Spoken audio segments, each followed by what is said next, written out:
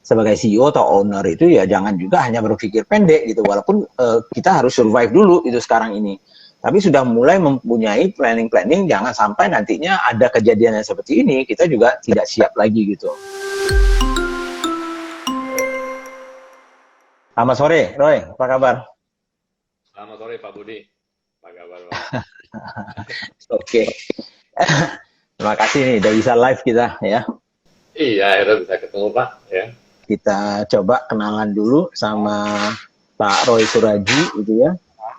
Nah, kemudian nanti kita mungkin bahas topik kita dulu, kemudian kita berikan kesempatan juga mungkin tanya jawab ya. Saya memang sengaja undang beberapa expert ya dari panel expert ID dari bisnis ID gitu ya, untuk bisa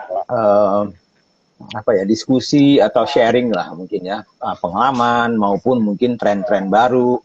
Tidak melulu juga harus masalah yang sekarang gitu ya, karena sudah banyak sekali kita live dari kemarin, buat video juga dan segala macam, itu mengenai persoalan-persoalan yang sekarang ini. Tapi nanti mungkin tentunya akan pasti juga akan nyerempet-nyerempet nih ya, ke masalah yang sekarang, karena suka nggak suka masalah sekarang ini akan menjadi sebuah masalah juga nantinya di masa depan.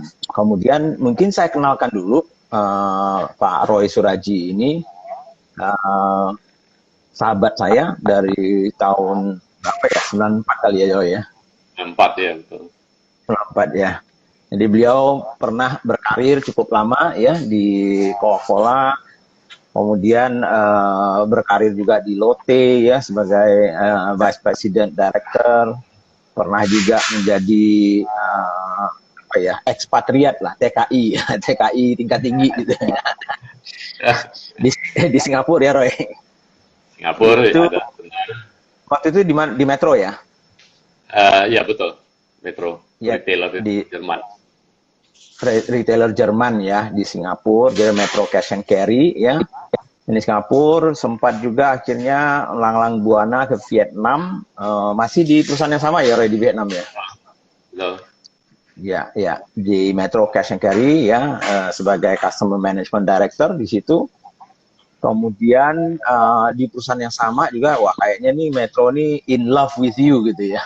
Jadi di, di, di, diputar-putar terus ini Roy ke kemana-mana nih, mulai dari Singapura ke Vietnam. Ini entah in love, entah mau buang Roy ke sana kali. Ya, kemudian ke China ya, di Shanghai ya Roy ya. Di situ masih di Metro Cash and Carry ya? Masih, saya di retail juga di sana. Di retail juga ya. Oke, kemudian baru balik ke Indonesia baru tahun 2017 ya? Ya. Nah, kemudian gabung dengan PT Hero Supermarket Tbk ya, sebagai salah seorang direkturnya, operations director untuk upscale-nya ya di Hero Group. Jadi itu mungkin sedikit soal Pak Roy ya. Beliau sekarang ini selain dari panel expertnya Business ID, beliau juga pengen juga berbagi, mungkin kalau bisa membantu teman-teman para entrepreneurs, para pengusaha ya, yang ingin maju di bisnis apapun sebetulnya. Tapi memang hari ini kita sedikit lebih fokus ke masalah retail ya, bisnis retail. Karena saya tahu pengalamannya Pak Roy ini cukup banyak di bisnis retail ya, walaupun dulu pernah juga di consumer good yang biasa ya, seperti di Coca-Cola dulunya, kami sama-sama dulunya. Jadi mungkin sore ini caranya kita mungkin sebelum tanya jawab, Roy tadi saya sudah kenalkan, kemudian ya mungkin Roy kan di Jakarta ya sekarang ya? Sekarang Jakarta, ya, betul. Di rumah ya, di Pondok Indah ya? Ya, di rumah. Ya, tapi dikurung. Dikurung. Dikurung ya. Deti sehat sekarang? Sehat, alhamdulillah sehat Pak. Ya. Udah Bu ya, kemarin sempat juga mencemaskan ya. Jadi saya juga mendoakan supaya keluarganya Pak Roy ini sehat selalu. Oke. Di rumah kena apa, ada DBD. Wah, susah juga itu ya. Mau Iya, kemana bukan. lagi? Ya sama aja sih, DBD sama bahayanya juga sih menurut saya. Betul. Ya, tapi ya mudah-mudahan tapi DBD kan mungkin sudah terbiasa orang ya menanganinya, jadi lebih mungkin chance-nya itu kan jadi lebih lebih bagus lah untuk cepat sembuh gitu ya. Oke, saya akan mulai aja, Roy. Mungkin dari diskusi kita kemarin, walaupun pasti ada dampak-dampak dari persoalan yang sekarang akan kita bahas ya. Tetapi mungkin lebih ke mana ya? Saya bertanya dulu soal uh, secara umum dulu ya. Kalau Roy yang melihat karena sudah cukup lama ya punya pengalaman di bisnis retail dengan kondisi sekarang dan bisnis retail yang ada di Indonesia, mungkin bisa nggak share dulu ya pengalamannya Pak Roy melihat situasi ini dan juga selama ini pasti memahami lah bisnis retail itu seperti apa. Sehingga nanti kita bisa lebih gali lebih dalam dampaknya ke teman-teman entrepreneurs yang masih kecil, walaupun saya tahu ini kita bicara retail secara umum gitu. Ya. Gimana menurut Pak Roy? Baik, Pak. Oke, terima kasih sebelumnya juga, Pak. Selamat sore juga pada yang bisa join ya live ini. Ya, Senang lah bisa ada waktu lah bisa sharing. ya, Dan Pak Budi kan teman lama, ya kan kita sama-sama ya, dulu berjuang di Coca-Cola lah ya. ya, pejuang. Dan mungkin untuk karena retail ini menarik ya, Pak. Emang retail bisnisnya kan udah dari dulu udah ada ya. Ya, Kalau kita lihat retail kan sebenarnya udah lagi berevolusi Pak sekarang.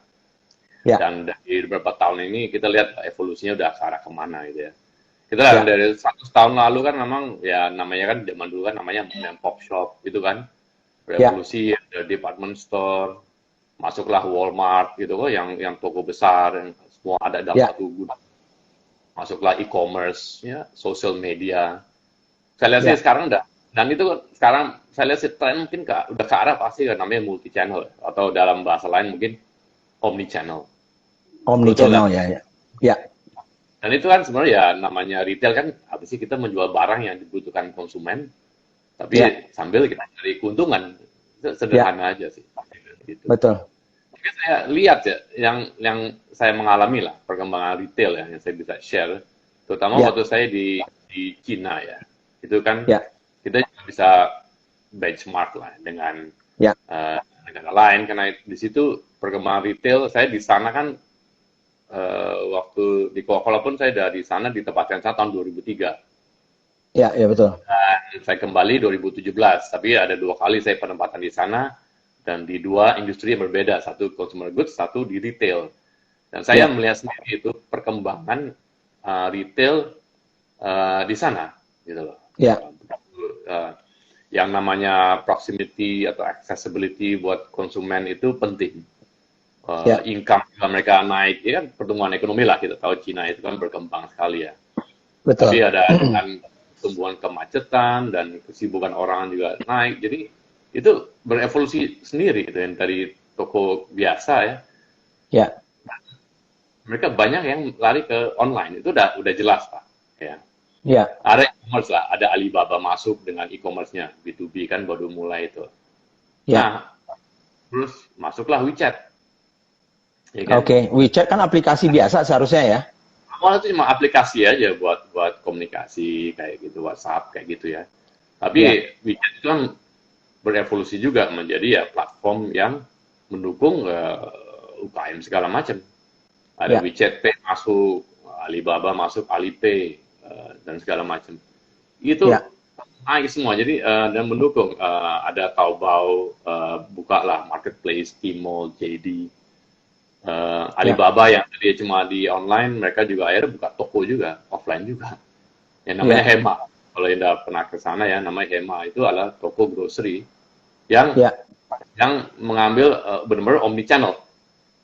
Ya, Hmm, ya, itu perkembangannya berasal dari mereka buka toko offline tapi benar-benar dengan ekosistem yang Alibaba semua.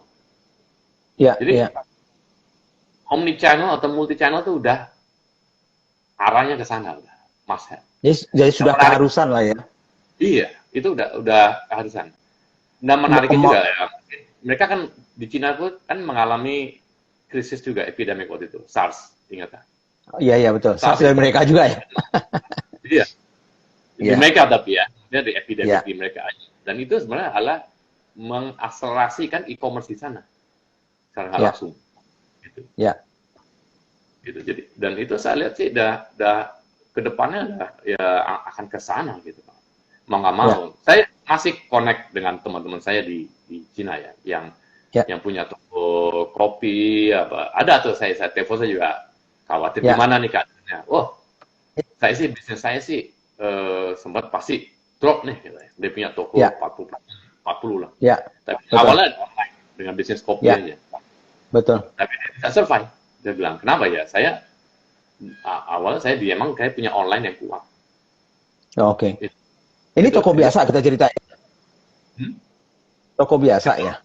Iya, mereka ada lihat. Semua saya tanyakan, yang sukses sekarang yang bisa ya, mereka kan kita belum lihat ujungnya di mana nih, ya kan? Krisis Ya, ini ujungnya ada di mana.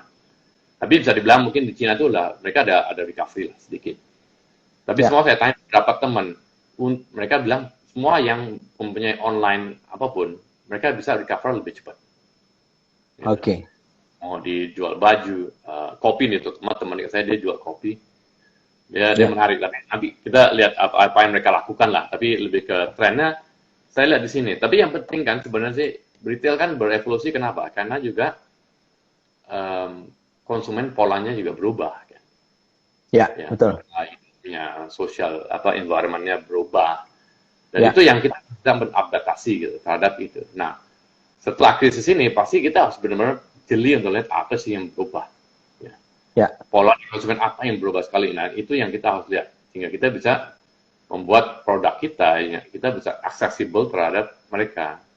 Dan ya, tetap ya, engage lah dengan customer. Gitu. Cara engage. ya, Mereka sukses kebanyakan karena mereka ada kuat di social medianya, kuat ya, di online delivery dan apa namanya, pengiriman dan orderingnya, kuat ya, dengan paymentnya segala macam, ya. ya, Service return yang mereka udah kuat gitu, misalnya mau online pun dan return policy-nya tuh simple, sederhana, 100 hari, ya, 300 hari, ada yang setahun nggak puas balikin. ya, Benar mereka ya, suatu hal yang convenient lah, ya, ya, yang cita. Itu yang jadi saya lihat sih, karena saya pantau saya dari tahun 2003 berapa tahun tuh dan sampai sekarang di situ saya lihat kalau kita pelajari benar ya, ya, mau yang tadinya banyak yang bilang itu nice to have atau mungkin bisa delay ya nanti aja deh nanti kita invest itu menjadi ya, sesuatu yang must have ya, ya, ya kan yang must have ini untuk kita semacam apa ya untuk semacam digital atau omni channel apapun yang kita bisa connect dengan karena kalau kita lihat lah kalau kita bicara sekarang tren konsumen ya yang akan ya, berubah ya, kan penting untuk kita pelajari lebih detail nih ya, pasti kan kebutuhan untuk higienik kebutuhan untuk produk itu transparansinya di mana traceability ya, atau tidak produk itu ya, itu kan itu menjadi sesuatu yang penting ya kebutuhan untuk virtual learning karena ya, pasti keterbatasan keluar karena krisis ini kan sekarang kita nggak tahu di mana ya kita masih apakah di posisi yang survival mode ya kan mungkin saya juga ikutin Pak Budi juga nih beberapa live juga kan kita tahu ada ya, survival mode dari betul, recovery mode kan dan mungkin betul, ya what's next itu future-nya nah ini yang ya, menjadi nih future-nya seperti apa ya, tapi kembali lagi ya ke benar apakah masa depan saya sih melihat itu ya just itu bukannya nice to have lagi atau kita bisa delay itu invest atau gimana ya untuk ke omni channel pun multi channel itu suatu hal yang harus dilakukan segera. ya, Dan alternatif macam-macam sekarang dengan ada marketplace ya kemarin saya ikutin juga dengan pembicaraan apa? dengan Pak Rahmat Kaimuddin dari CEO-nya Bukalapak itu kan Betul, menarik. Jadi kan saya setuju sekali ya karena teman-teman saya juga bilang di Cina ya mereka karena kolaborasi dengan marketplace udah pasti itu. Kalau ya, yang besar ya mereka pasti bisa membuat suatu aplikasi sendiri ya. Kalau yang betul, kecil mungkin ya mereka membutuhkan marketplace yang kuat mau buka lapak atau dan lain-lain itu karena itu bisa mereka punya dana dan kekuatan untuk traffic ya. ya, betul. Tapi kalau misalnya kan gini ya, kalau kita lihat evolusi ya seperti di Cina ya kan itu kayaknya lompat ya evolusinya mereka ya. Mungkin dari toko yang biasa gitu ya. Kalau dulu saya ingat waktu kita masih di zaman Coca-Cola tahun 90-an itu, mungkin masih 80% waktu itu mungkin warung-warung, toko biasa ya. Iya, Apa namanya dulu tuh istilahnya tuh di channel-channelnya ya. Mom and iya, pop shop lah ya, toko retail biasa lah ya, yang tradisional gitu. Tapi lama-lama kelihatan itu pertumbuhan dari retail bisnis yang modern, yang sudah memakai tempat yang lebih enak, lebih nyaman, dengan kasir yang bagus, harga yang pasti, dan segala macam. Baru setelah itu, ini kayaknya baru evolusi.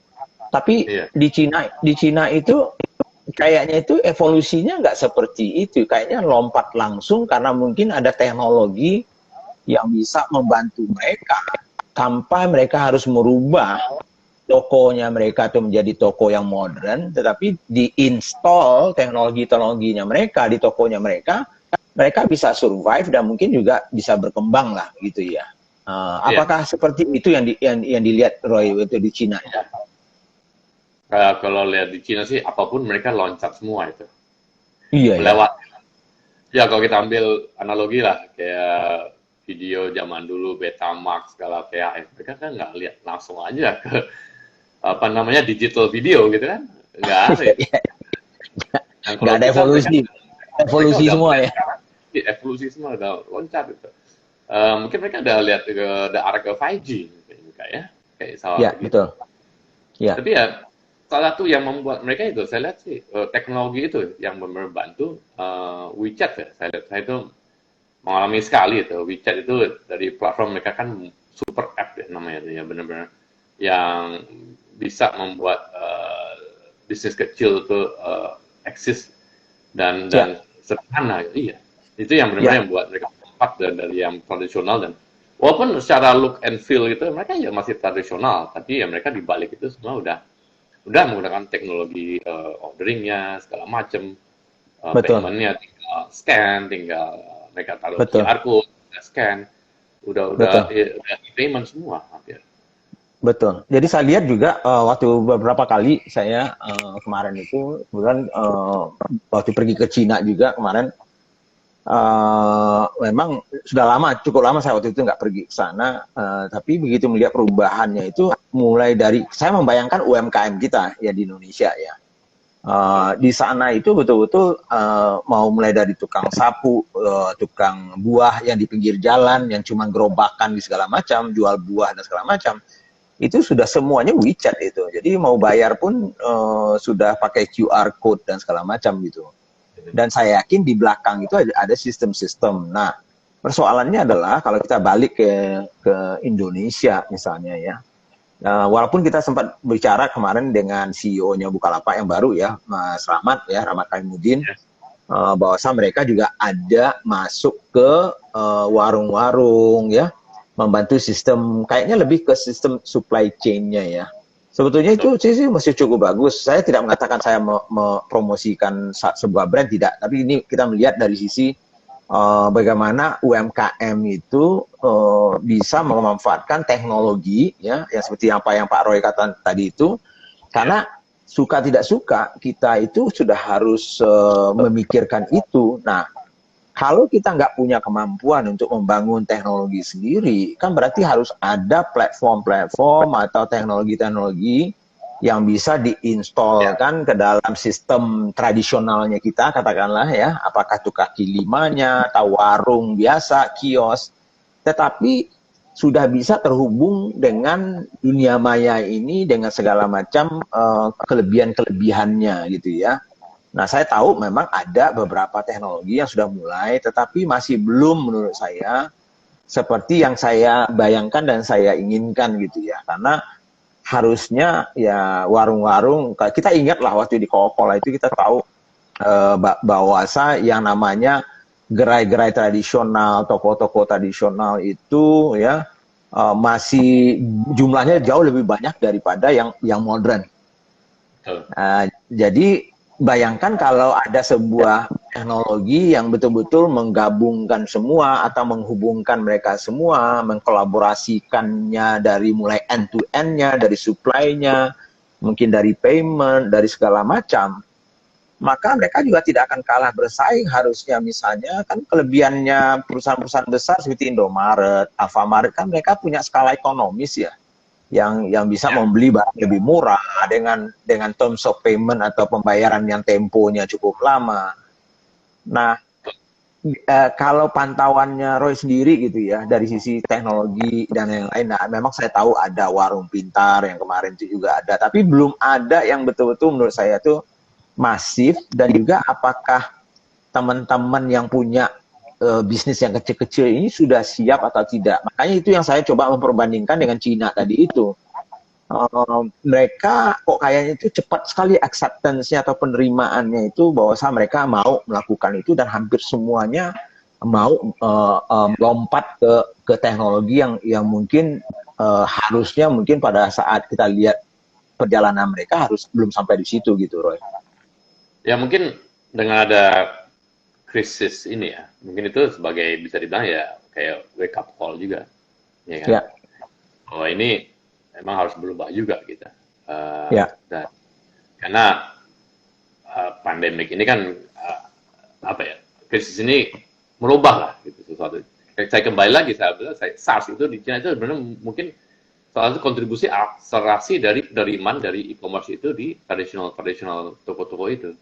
Mereka yang akan adaptasi, dan konsumen sendiri kan maunya juga apa namanya, bertransaksi dengan itu gitu. Kalau saya nggak bisa pakai WeChat Pay ya gimana? Mereka akan ketinggalan gitu dengan traffic yang mereka bisa dapatkan gitu, dengan yang pakai WeChat Pay gitu, betul kan? Situ dan saya lihat keuntungannya besar sekali juga Pak. Itu pun kalaupun mitra kayak koneksi toko-toko yang tradisional itu kan juga kita pantau, penjualan pun mereka bisa kita pantau Pak. Dan itu bisa jadi bahan apa namanya, kembali lagi kita bicara big data ya. Jadi kita tahu penjualan misalnya nih satu sabun yang itu ada di toko-toko mana, di mana brand apa, harga mana, itu kan semua bisa dibuat untuk manufaktur atau produsen ya. Itu bisa digunakan untuk lebih membuat yang namanya targeted komunikasi dan promotion untuk area-area tertentu. Betul. Yang terintegrasi benar, yang kita bisa, yang itu satu mungkin hal yang belum terekspor benar ya. Benar itu nanti mana itulah yang membuat sehingga satu warung pun atau mana dia bisa menjual yang lebih dimintain dengan harga yang spesifik, dengan varian tertentu, barang-barang yang diperlukan di area-area tertentu itu. Saya ingat waktu apakah saya masih di Coca-Cola dulu ataupun waktu saya masih di Danone dulunya ya. Terutama di Coca-Cola lah, mungkin karena kita ada kios ya.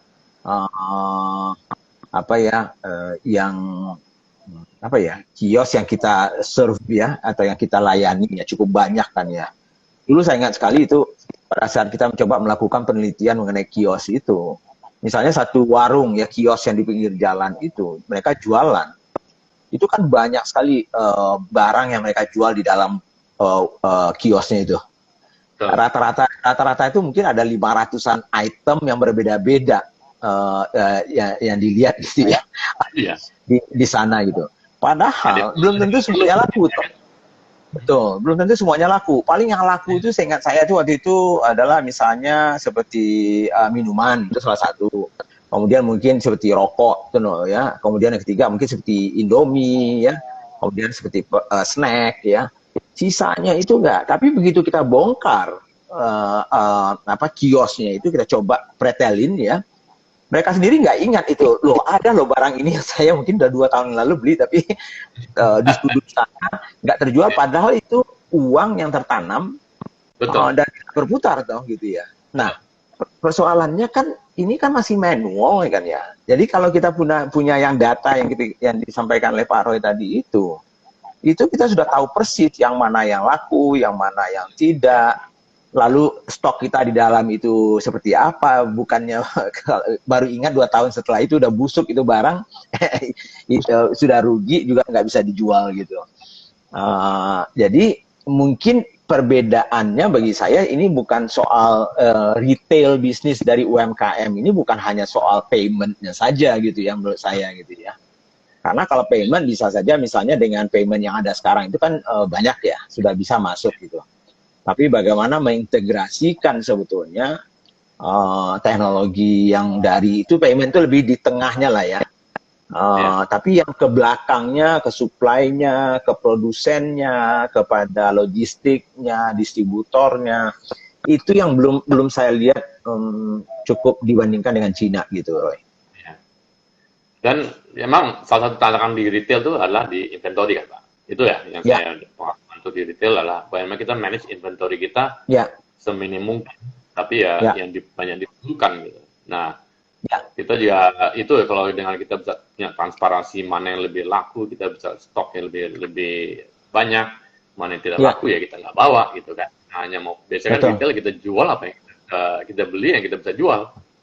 Salah satu yang mungkin sempat kesinggung juga ya, teman saya bilang dia pakai teknologi namanya blockchain.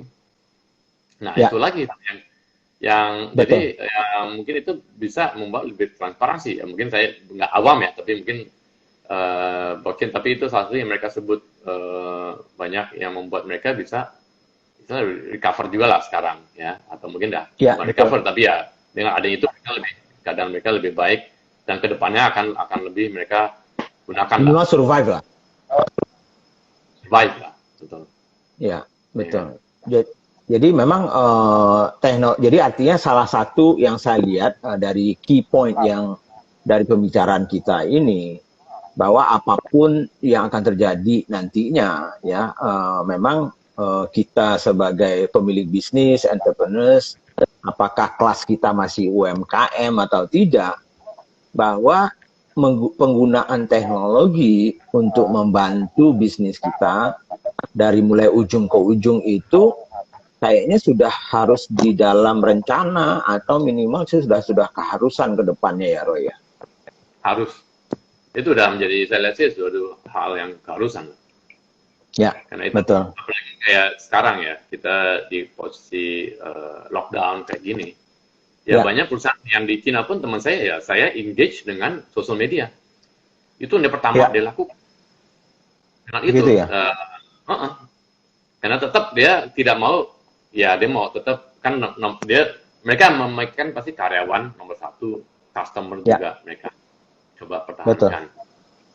Dan customer ini kan mereka kan loyal, tapi mereka mencoba entertain, engage, ya, dan tetap istilahnya mereka nggak bisa keluar, tapi tetap bisa accessible lah, bisa mendapatkan apa mereka dapat. Nah itu dia salah satu ya dia engage social media itu kuat sekali. Gitu. Betul. Ada beberapa mungkin pertanyaan juga yang saya coba tangkap aja sekarang. Jadi sambil jalan aja kita sambil diskusi. Memang salah satu yang sampaikan di sini mungkin ada kendala misalnya permodalan dari UMKM kita untuk menggunakan teknologi ya.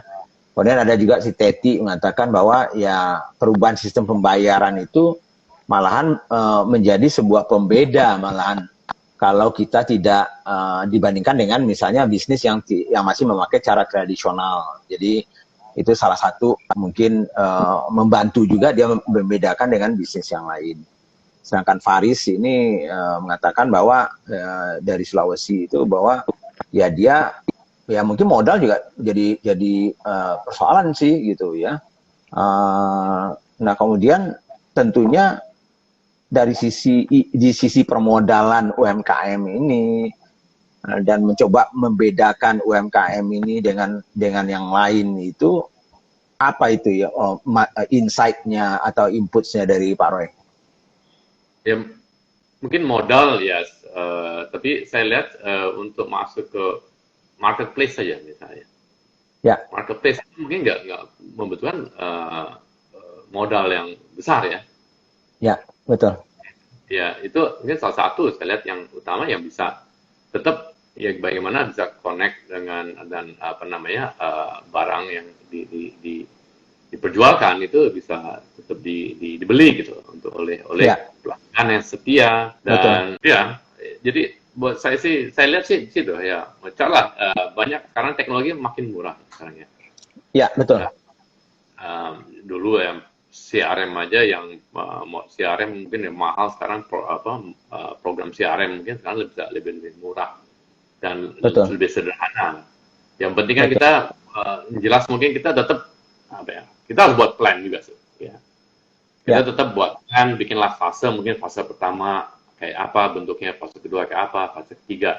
Jadi adalah di dalam kedepannya. Jadi kita nggak hanya menjual hari ini aja kan. Kita juga sebagai CEO dari OKM itu kan harus melihat juga kedepannya kayak apa gitu bentuknya. Itu yang menjadi seorang leader ya, tantangannya bukan hanya untuk dapat uang untuk satu hari. Di situ dan tetap ikutinlah tren konsumen, lihat baca tren, komunikasi eksternal dengan marketplace, supplier yang ada. Itu yang jadi hal yang tetap yang bisa saya sarankan gitu. Ya.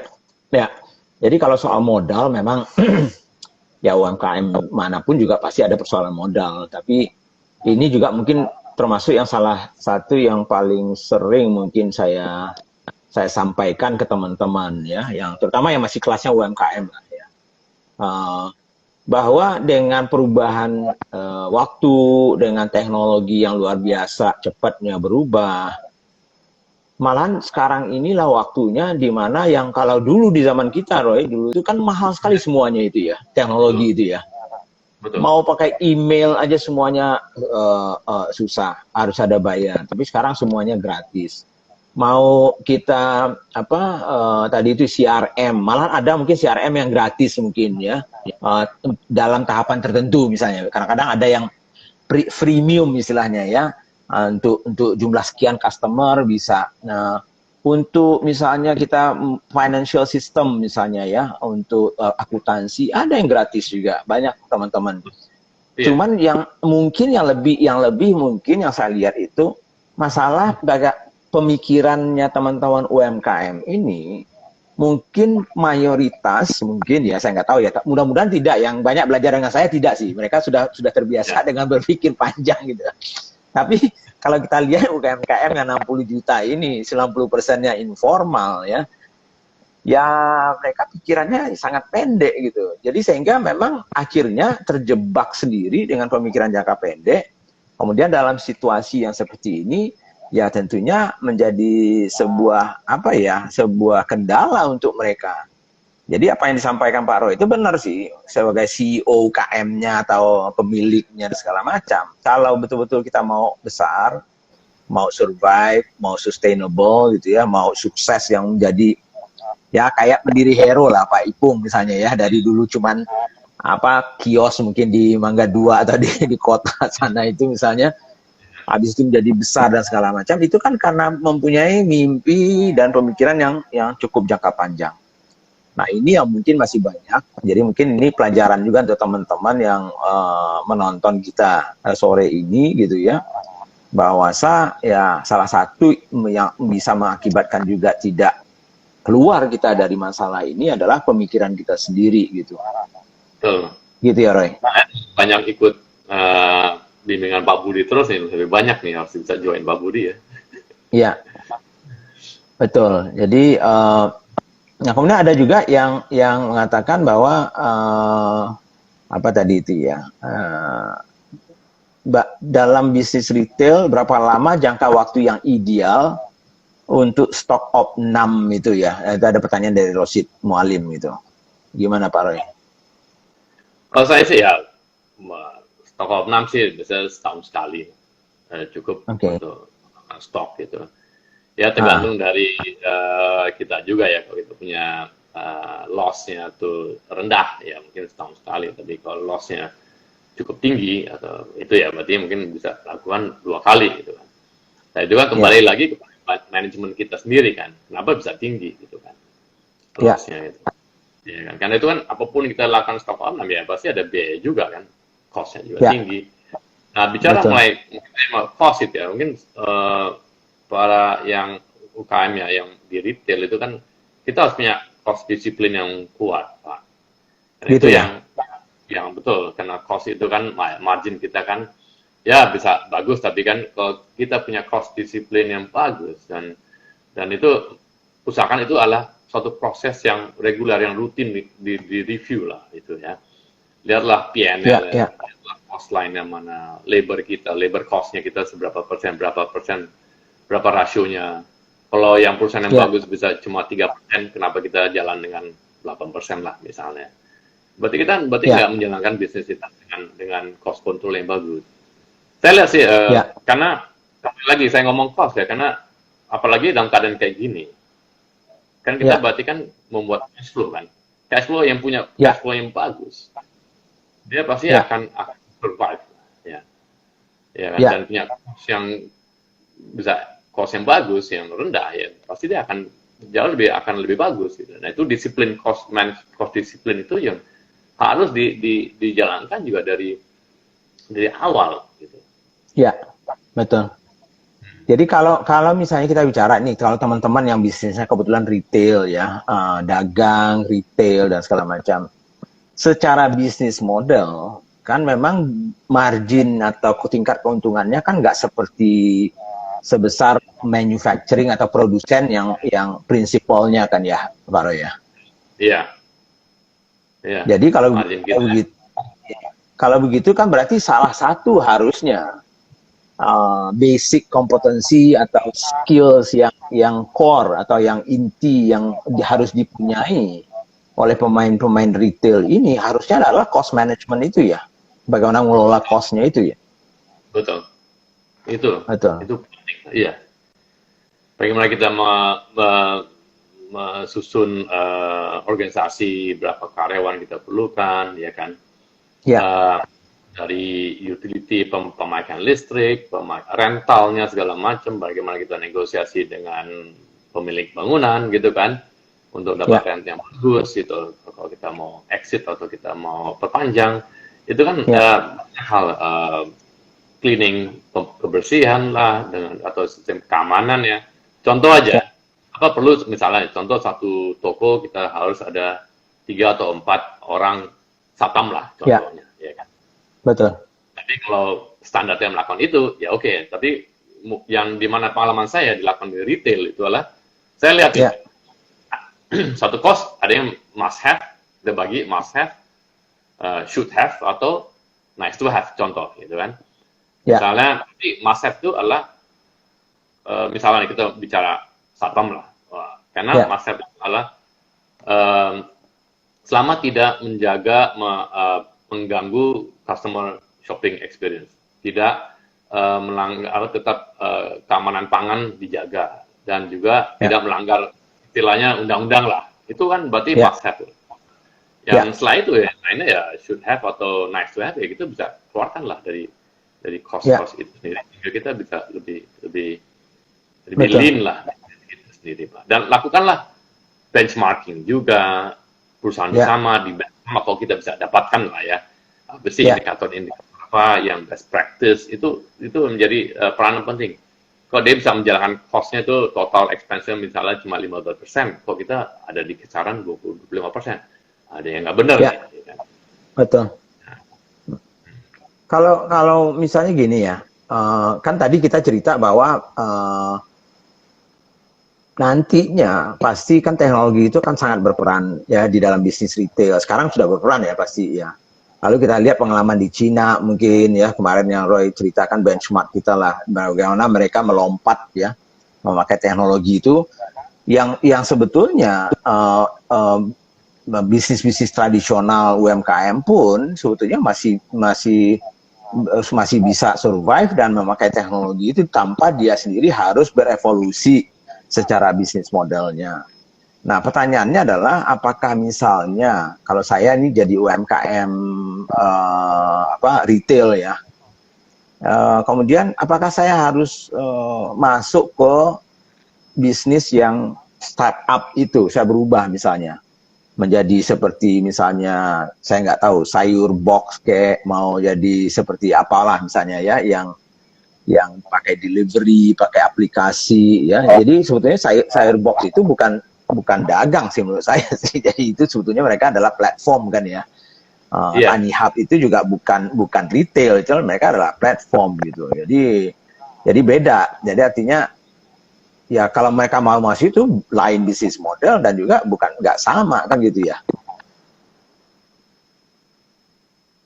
Gimana Roy?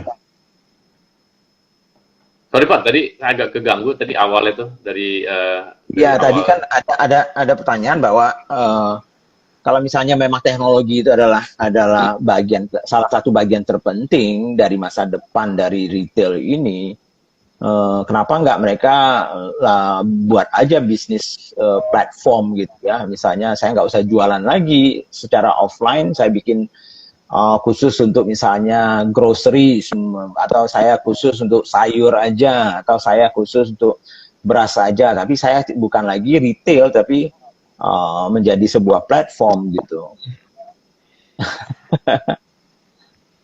Ya, itu salah satu pilihan lah, mungkin Pak ya. Ya, Dengan mungkin ya, dengan kembali lagi ke konsumen demand juga. Kan kita juga ya, kebutuhan adalah misalnya sayur segar gitu.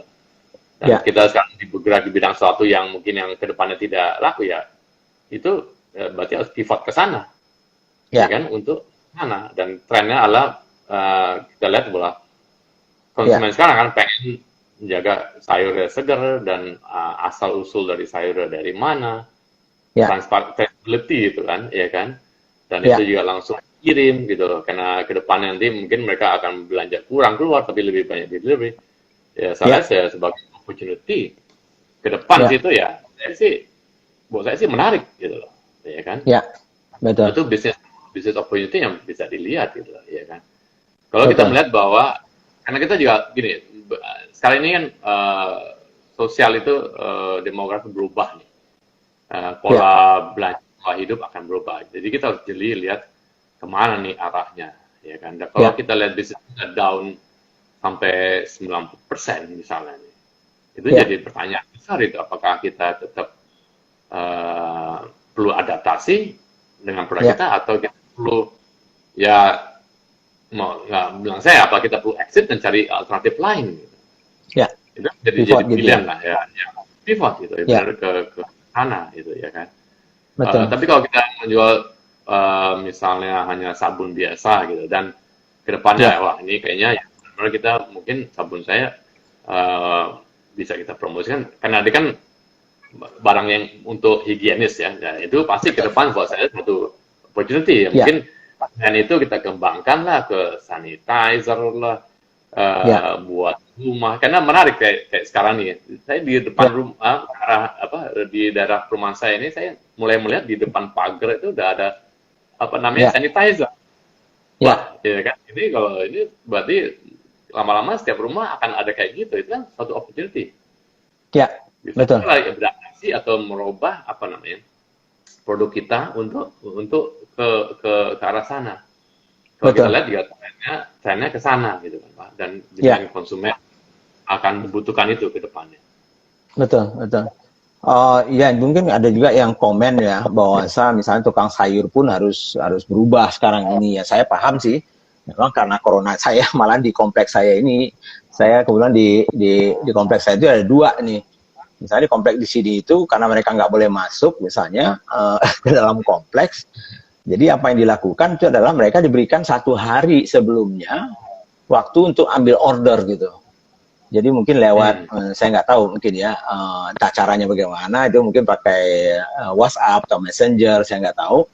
Nah, setelah itu pagi-pagi dia di depan gerbang masuk ke kompleks saya itu gitu. Karena di satpamnya nggak boleh gitu.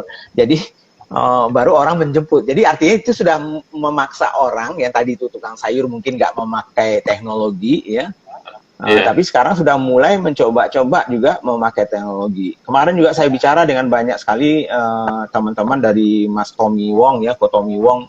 Dia punya banyak follower-follower dia itu atau orang yang dia bantu itu adalah ibu-ibu, bapak-bapak yang menjual kain, baju, peralatan di Mangga Dua misalnya, di Pasar Pagi misalnya, di Tanah Abang gitu. Dan mereka rata-rata itu mungkin tidak seperti anak-anak milenial yang sudah canggih gitu. Mereka itu betul-betul gaptek gitu. paling gunakan telepon seperti biasa aja, WhatsApp. Sehingga pada saat yang seperti ini dia nggak bisa apa-apa, dia harus tutup gitu. Dia betul-betul nggak ada income gitu. Padahal dulunya mungkin bisa 1 miliar satu hari, misalnya ada 500 juta satu hari, tapi sekarang menjadi nol. Tapi merubah mereka itu menggunakan teknologi karena mereka juga nggak siap selama ini, menjadi lebih lambat menjadinya recovery yang seharusnya mereka. Jadi itu yang mungkin dikatakan oleh Pak Roy tadi, itu kita harus berpikir jangka panjang juga, walaupun kita harus menyelamatkan diri, survive pada saat ini, tapi jangan sampai kita yang pentok lagi seperti yang tadi itu, yang begitu kena hantaman sekarang ini kita nggak siap sama sekali gitu ya. Jadi berpikir itu boleh jangka pendek ya untuk survive, tapi mungkin harus berpikir juga jangka panjang gitu ya untuk ininya gitu ya. Nah, Roy, mungkin saya tanya yang agak sedikit, saya nggak tahu bisa jawab atau tidak, tapi minimal ini pandangan pribadi dulu gitu ya. Apakah offline ini akan habis dan digantikan dengan online semua? Saya nggak lihat kalau nggak akan habis, yakin saya. Karena gini, lagi saya lihat di Cina juga sih.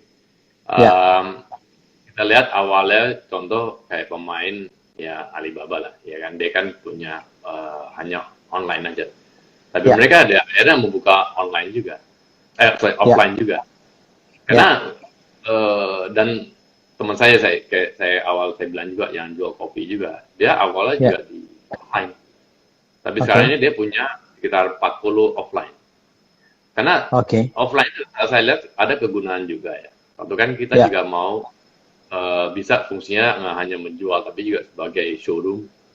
Ya kan, produk kita banyak, konsumen kita juga pengen, ada istilah di retail tuh touch and feel gitu, kita pengen coba, pengen lihat gitu loh ya kan, walaupun mereka juga nanti belinya nggak di situ, tapi ya pulang ke rumah dia coba lewat online aja, tapi saya lihat barangnya itu tetap akan ada, Pak. Saya feeling akan sana, tapi terintegrasinya ini antara online dan offline tetap ada ya. Nah, walaupun dengan setelah ya, kalau kita bisa lewatin krisis ini, ya mungkin dengan akan sebanyak offline yang kita bisa buka ratusan outlet sebagai mungkin atau franchise ribuan outlet, mungkin itu akan ada sih dampaknya, tapi lebih omnichannel. Ya, jadi artinya personally Roy akan mengatakan bahwa offline itu akan tetap ada ya. Cuman bagaimana offline itu fungsinya nanti ya, yang mungkin bukan hanya sekedar tempat menjual barang seperti yang sekarang, tetapi juga tempat mungkin menjadikan orang mendapatkan experience ya, bisa memegang barang, menciumnya, melihatnya dan segala macamnya itu ya. Ya itu mungkin yang Pak Roy sampaikan tadi itu, yang evolusinya atau revolusinya kita itu di retail itu akan menjadi omni channel, itu mungkin itu jadinya ya, mencoba mengkombinasikan semuanya.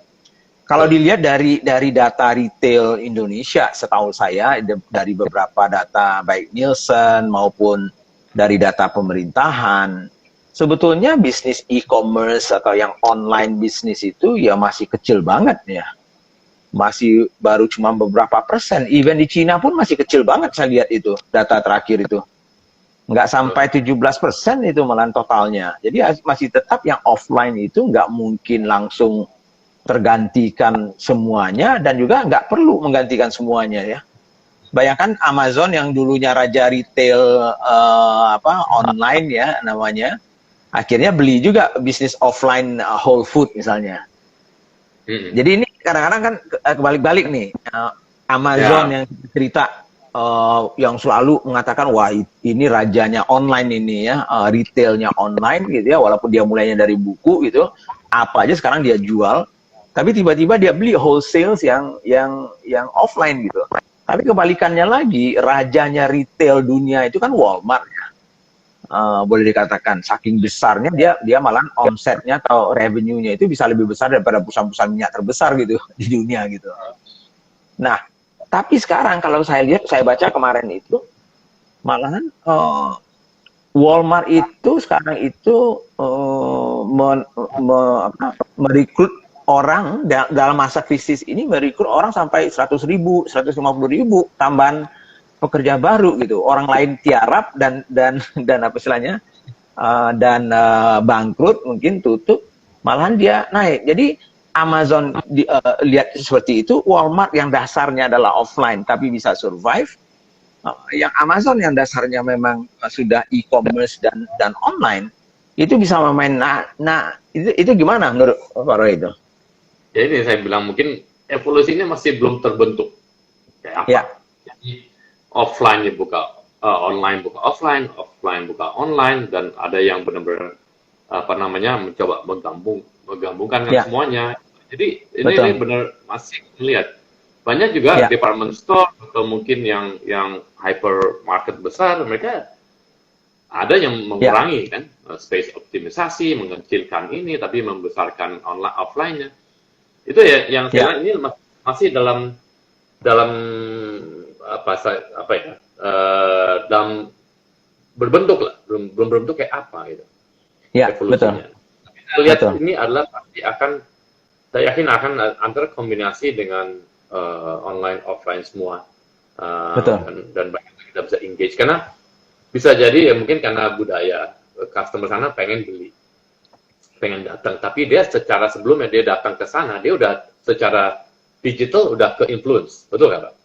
betul, betul, Media, dia lihat di sini, dia dapat di email, dia ada yang kirim, saya tertarik nih, bisa aja dia betul, mau klik, mau aja jalan ke toko. Tergantung dari betul, budaya, ini culture-nya sana, mereka mungkin di Amerika kan luas, mau naik kemana-mana, naik mobil gampang, itu sebagai suatu betul. hiburan luar. Ya, Itu sih satu.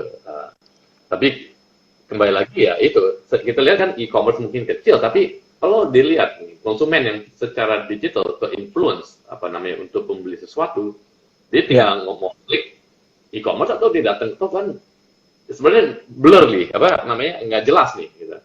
Buat saya ya, sih konsumen sekarang jadi secara digital udah banyak sekali ke influence, kalau itu digabungkan dengan terpengaruh secara digital ya kita bisa bilang itu bagian dari e-commerce kan. E-commerce cuma ya, channel aja kan, ya, barang di betul. online gitu. Tapi dia udah proses konsumen untuk udah apa namanya memilih dan menentukan pembeliannya lebih cepat sekarang. Ya, ya. Oke, karena waktu kita juga sebentar lagi habis ya, Pak Roy. Jadi mungkin tinggal 2 menit lagi. Kalau saya coba merangkumkan apa yang kita bicarakan hari ini, jadi perubahan dari landscape-nya retail ini pasti akan ada ya. Bisa jadi berevolusi, bisa juga berevolusi seperti yang di Cina gitu. Tapi yang sudah pasti salah satu kunci yang dipesannya Pak Roy adalah bagaimana kita mencoba mengkombinasikan ya bisnis-bisnis kita, baik yang sudah ada di offline misalnya dengan yang online-nya, atau yang mungkin nantinya yang dinamakan omni channel atau multiple channel tersebut ya. Nah, kemudian juga tentunya kita juga tentunya dalam situasi seperti ini, suka nggak suka, kalau kita mau survive dan mau besar jangka panjang, sebagai CEO atau owner itu ya jangan juga hanya berpikir pendek gitu, walaupun kita harus survive dulu itu sekarang ini. Tapi sudah mulai mempunyai planning-planning, jangan sampai nantinya ada kejadian yang seperti ini, kita juga tidak siap lagi gitu. Ya, Kemudian tentunya yang terakhir saya rasa sebagai pebisnis retail misalnya, ya kita masih tetap optimis bahwa offline itu tidak akan habis ya. Contohnya tadi itu Amazon dari online ke offline, tapi ke Walmart dari offline ke online, toh dua-duanya masih bisa survive, tapi dengan menyesuaikan diri dengan behavior konsumen yang ada sekarang itu gitu ya. Mungkin sebelum habis ini pesan terakhir Pak Roy untuk para retailers dan UMKM yang ada di sini mungkin? ya mungkin ya pesan saya sih ya mungkin sekarang ini situasi ini kan sepertinya sih nggak sementara sih akan banyak Ya, berubah. Bacalah ya, tren ya ya, customer. Ya ya, kita jual barang tapi kita lihat juga target market kita apa dan target market kita apakah itu berubah dengan ini ya, dan cepatlah ikutinlah tren ya kita hadapilah dan terimalah kenyataan ini, tapi dan fokus pada hal-hal yang bisa lakukan sekarang, tapi juga saya katakan tadi lihat ke depannya juga. Future tuh ada. Ini kita lihatlah ke depan ini perubahan dan coba lakukan yang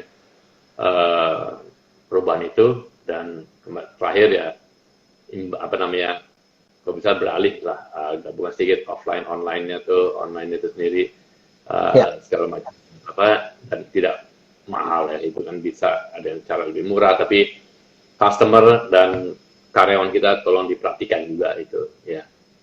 Ya, oke. Terima kasih Pak Roy. Jadi sudah hampir 1 jam kita bincang-bincang sambil juga menjawab beberapa pertanyaan. Ya, mudah-mudahan kita bisa bertemu lagi sebagai panel expertnya Business ID. Kalau mau belajar dari Pak Roy juga bisa nantinya.